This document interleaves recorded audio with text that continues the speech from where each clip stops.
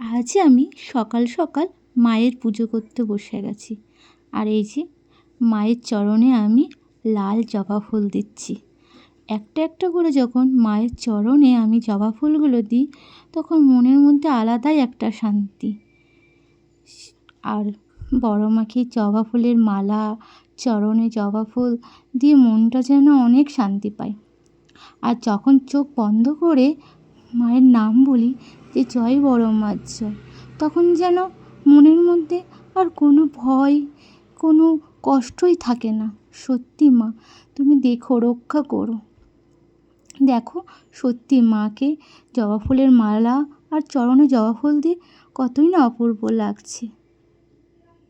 মা গো মা, তুমি রক্ষা করো। দেখো যাতে আমার সংসারে যেন কোনো বিপদ না আসে।